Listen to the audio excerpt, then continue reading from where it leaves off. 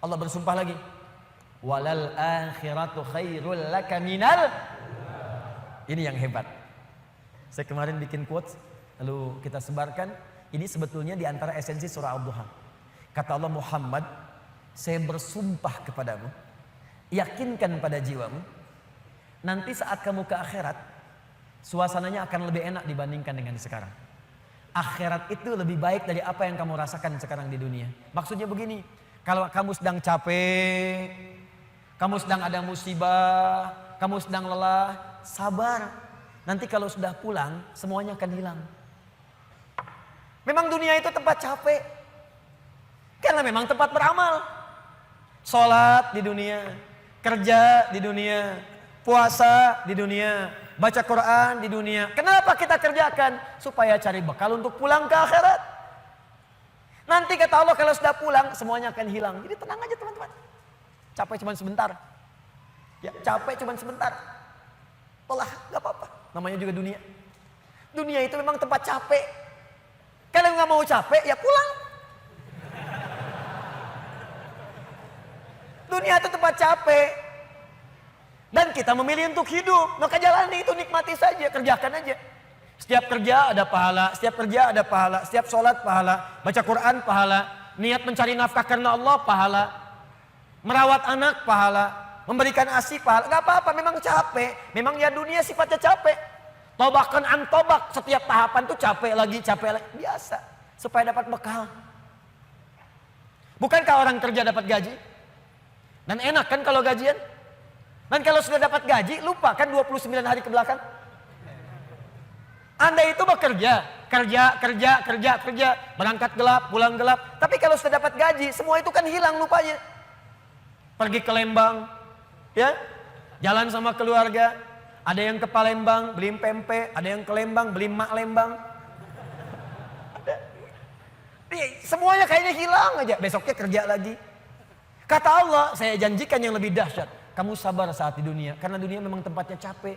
Kamu cari bekal aja. Nanti saat pulang ke akhirat, saya berikan yang lebih indah dan gak akan pernah ada capek lagi.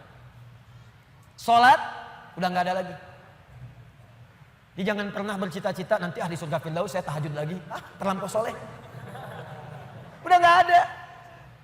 Baca Quran gak ada lagi. Yang ada itu masuk surga dengan Qurannya. At-Tirmidzi nomor hadis 2915. Dipakaikan di atasnya mahkota, dipakaikan di badannya jubah kehormatan, dipakaikan di tangannya gelang-gelang emas, pakaiannya sutra. Quran surah ke-35 ayat ke-33.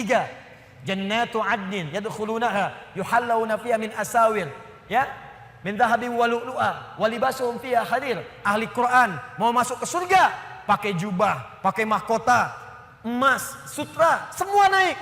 Apa yang terjadi? Dimintakan membaca Quran yang ia biasa bacakan saat di dunia. Jadi setiap dia baca naik. Iqra wartaqi fa inna akhira qiraatika akhiru manzilatika. Baca Quran yang biasa engkau bacakan saat di dunia. Nanti akhir bacaanmu, di situ tempat tinggalmu di surga. Dan berita baiknya, dia bisa menggandeng bapaknya, ibunya, suaminya, istrinya, anak-anak, cucu ikut di belakang semua. Kalau mereka orang yang beriman dan soleh di hadapan Allah Subhanahu wa taala. Dipimpin oleh ahli Quran, naik ke surga. Dia bacakan sampai minal jinnati wan nas, puncak surga yang paling tinggi. Begitu nyampe di situ, dikunjungi oleh semua malaikat dari 8 pintu surga. Itu ada di Quran surah 13 ayat ke-24. Wal malaikatu yadkhuluna alaihim min kulli bab. Dan malaikat semua mengunjungi dia dari semua pintu, mengucapkan salam. Lihat kalimat pertamanya, salamun alaikum bima sabartum. Selamat ya, saat di dunia kamu sabar cari bekal. Sabar capek. Sabar mengeja huruf dari Iqra. Sabar menghafal. Sampai ada yang mencela. Sabar. Orang lain ngejar dunia, Anda ngejar akhirat. Sabar. Orang lain cari ini, luaskan rumah, tambah mobil, tambah kendaraan. Meninggal, gak dibawa. Anda sabar. Masya Allah. Orang akhirat. Saya ngelihat ada ahli Quran tuh. Seringkali saya berhadapan dengan ahli Quran tuh dari daerah-daerah, seringkali menangis. Ada yang datang pengen setoran. Anda bisa kebayang gak suaminya, pekerja mungkin kasar, orang sebutnya kuli. Istrinya ngambilin kayu bakar. Kadang ke sawah. Anaknya bahkan ada yang masih kemudian kecil-kecil. Tapi kalau Anda berkunjung ke rumahnya, semua makanan dihidangkan yang mampu dia suguhkan. Lalu keluar kalimat, alhamdulillah, Abi kalau bekerja dapat uang banyak sekali. 500.000, sebulan 500.000, banyak sekali. Syukur. Ternyata perempuan itu sudah punya sanad hafalan Quran 7 qiraat. Lelakinya hafal Quran, anaknya hafid semua. Anaknya penghafal Quran semua. Anda ada di mana? Itu perlombaan, sabar, naik sampai ke atas. Jadi kalau sekarang sedang capek, nikmati, sabar. Besok kalau meninggal, nggak ada capek lagi. Dan panggilannya sudah tenang kita, karena kerja kita selesai. Mirip begini, ada berita besok gajian, tenang kan? Malam tidur enak kan? Orang yang punya bekal itu, dia sabar itu, nanti di akhir sakaratul mautnya, dia tampakkan semua hasil pekerjaannya, sampai hatinya merasa tenang. Jadi nggak terasa, tidur aja. Ya ayat Tuhan nafsul mutmainnah, ditarik, tenang, tidur aja, selesai. Tinggal dia jumpai Allah di akhirat nanti mendapatkan hasil dari apa yang dia kerjakan. Makanya kata Allah, kalau sedang sholat terasa capek, apa jawabannya? Sabar ya, walal akhiratu khairul laka minal ula. Nanti di akhirat gak ada tahajud lagi. Kalau sedang menghafal Quran capek, sabar ya, nanti di akhirat gak ada menghafal lagi. Abadi sifatnya, wafat selesai hafalan itu. Kalau sedang kena musibah, sabar ya, sabar. Jalani dulu, zikir kepada Allah supaya dapat pahala. Nanti setelah meninggal gak ada masalah lagi, tenang. Nanti pulang selesai semua. Jadi kalau ini kita tanamkan dalam jiwa kita, setiap punya masalah nanti beres kok insya Allah.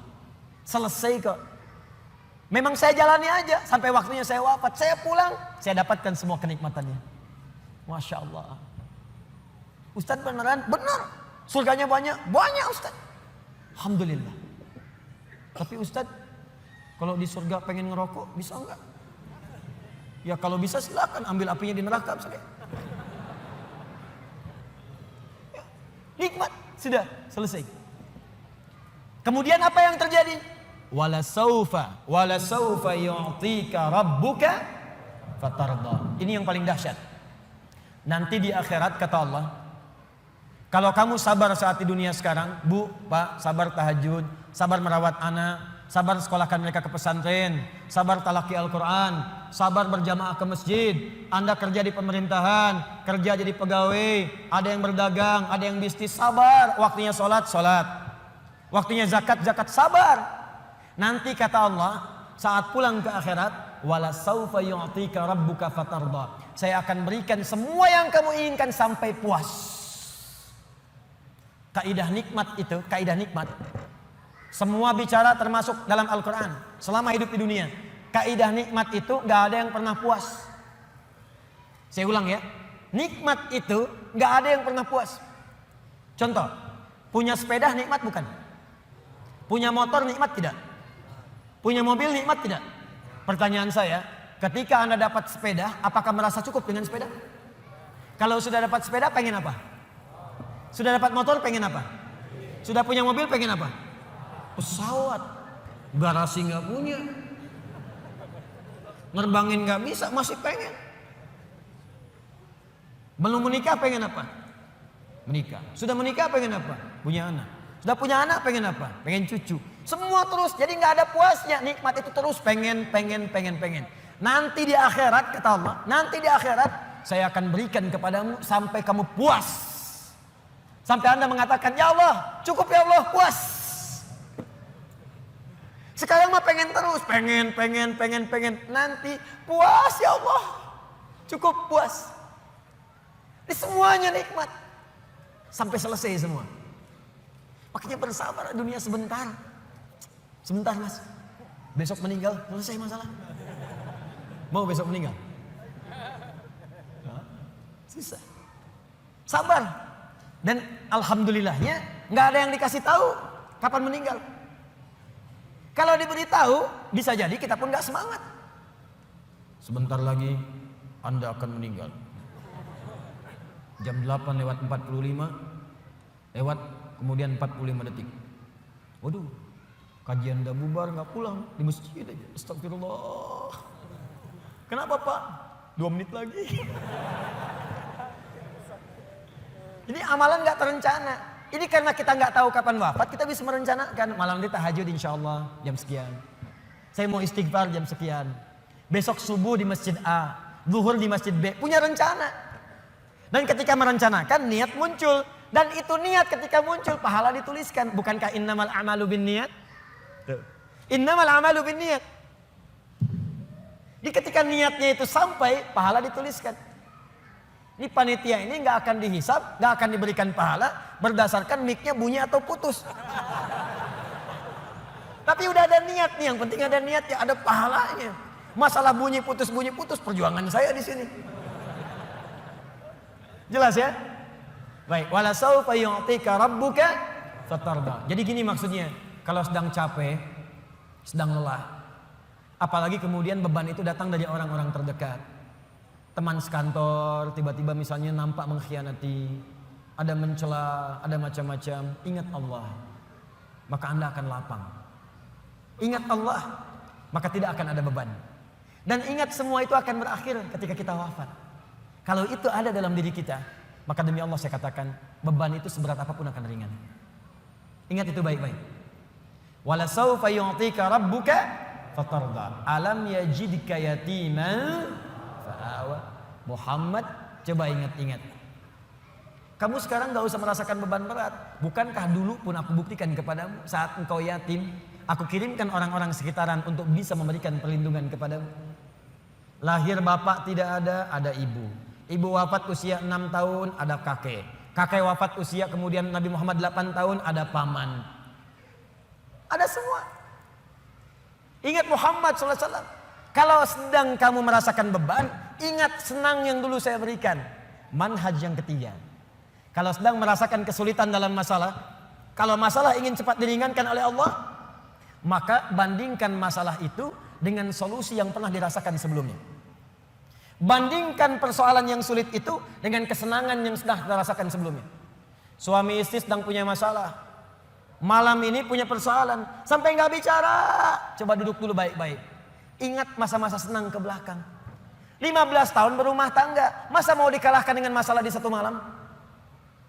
Ingat banyak senangnya atau banyak dukanya, banyak sukanya, banyak dukanya, banyak nyamannya, banyak masalahnya. Coba timbang-timbang lagi. Mungkin dengan menghadirkan nostalgia kesenangan itu, yang ini akan terasa ringan. Ma, kenapa malam ini kita mesti cemberut ya? Bukankah kemarin-kemarin kita tertawa? Gara-gara bapak semuanya. Gak apa-apa mah, memang gara-gara papa. Papa terima. Tapi mungkin Allah titipkan keburukan di papa itu karena mamah bisa menyempurnakan. Mungkin Allah pilih mamah itu adalah mamah yang bisa membimbing papa lebih baik. Masya Allah. Oh gitu ya Pak ya. Mama bikin status dulu ya. Jadi kalau semuanya begitu enak rasanya. Tapi memang diucapkan mudah, menjalaninya belum tentu mudah. Ustadz juga begitu. Ya, makanya jarang sekali ada ustadz ceramah bawa istrinya. Nah, jadi kalau kita punya persoalan yang kecil-kecil sekarang, ingat masa lalu. Bu, Pak. Ya maaf di kantor ada masalah. Masalahnya hari itu, jangan langsung merasa berat. Ada proyek gak selesai dimarahin sama bos. Anda kerja sudah 10 tahun, dimarahin baru hari itu. Senangnya kan banyak, udah 9 tahun. Masa persoalan sehari mengalahkan persoalan 9 tahun yang senang ke belakang? Kan tidak lucu. Anda gagal satu ujian, 9 mata kuliah lulus semua. Masa harus meratapi diri pada yang satu itu? Selesaikan. Mungkin di situ Allah ingin berikan anugerah supaya Anda paham lebih dalam. Mungkin disitulah kepakaran Anda supaya belajar lebih dalam lagi. Diangkat kemudian karena pakar itu, di masalah itu.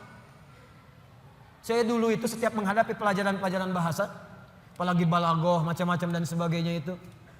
Di situ perasaan awal pertama sulit-sulit saya hadapi. Begitu dihadapi rupanya Allah menginginkan kita lebih fokus pada masalah itu. Seakan awalnya susah, ternyata ada nikmat di balik itu. Itulah poinnya teman-teman sekalian. Jadi kalau Anda sedang merasakan kesulitan, ingat masa-masa lalu saat Allah memberikan banyak nikmat dalam kehidupan kita. Jelas sampai di sini?